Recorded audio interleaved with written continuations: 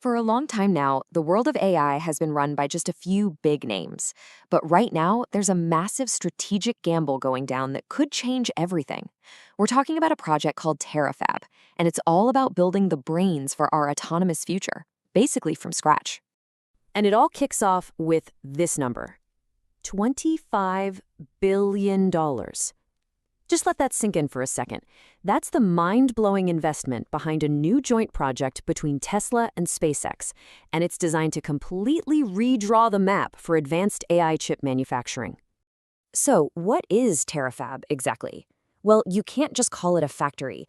Think of it more like a strategic super factory.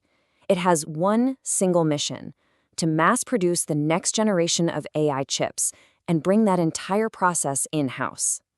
The goal here is simple: stop relying on outside suppliers for the most important part of the puzzle.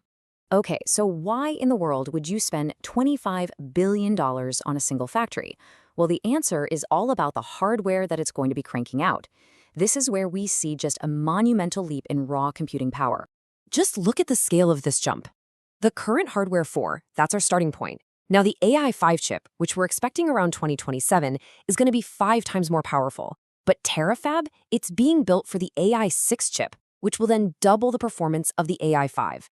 We're talking about a 10-fold increase in power in just a few years. It's kind of like going from a really high-end gaming PC to a full-blown National Labs supercomputer in just a couple of hardware cycles. It's insane. And, why do they need so much power? What's the point? Well, this chip is being designed to be the literal brain for things like the production spec cybercab and the Optimus humanoid robot. We're way past talking about better lane keeping here. This is the kind of computational foundation you need for true, unsupervised autonomy, where a machine can actually navigate the real messy world all by itself. You see, an investment this big in hardware leads directly to a massive competitive advantage. This isn't just some cool engineering project. It's a really calculated business move to build what you could call a digital moat. It's a lot like what Henry Ford did with his River Rouge plant, controlling everything from the iron ore to the finished Model T. This is the 21st century version of that. So yeah, it all boils down to one thing: total control. By building its own chips, the company is basically trying to insulate itself from all the silicone shortages and supply chain nightmares that have absolutely crippled other tech companies. It's about owning your own destiny, plain and simple. And you better believe this commitment is backed by some serious money. They've already signed a long-term production agreement with Samsung Electronics, and it's valued at an incredible $165 billion. This is no trial run. This is an all-in bet on the future. And this timeline really shows you the long-term thinking here. AI 5 production kicks off in 2027. Then AI 6 is right behind it in 2028. But that Samsung deal, it stretches all the way to 2033. That secures a decade-long pipeline for what is, without a doubt, their most critical component. Okay, but locking down the supply chain is one thing. Actually building this hardware at this kind of scale, well, that brings up a whole new set of problems. A plan this ambitious comes with some enormous engineering challenges. So let's kind of put on our technical advisor hats for a minute and look at the real-world hurdles of power and, of course, heat. Which leads us to the big question, right? What's the brutal truth about what it's going to take to pull this off? Because when you pack that much computing power into such a tiny space, you run into some serious laws of physics. Let's start with this number: 800 watts. That's the peak power the current AI 5 chip is expected to pull.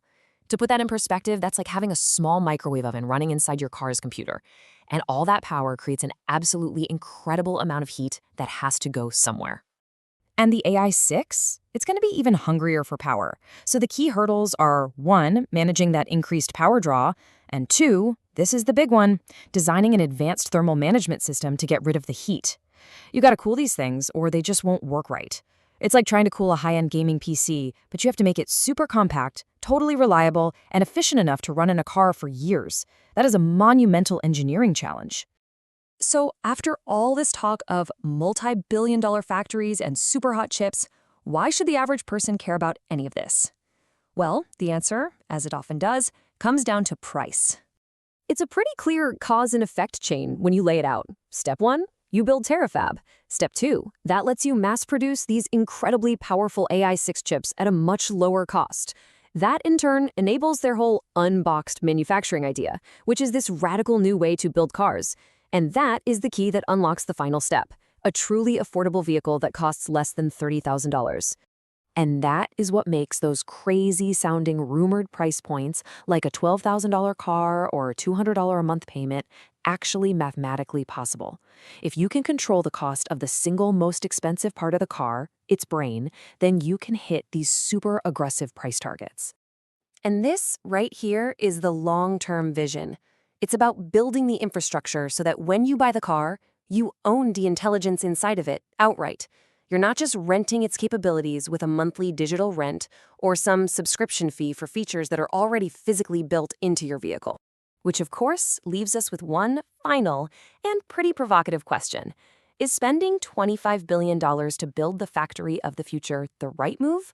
Or should all of that incredible focus and all of that capital be aimed at just improving the service and delivery of the products they're selling today?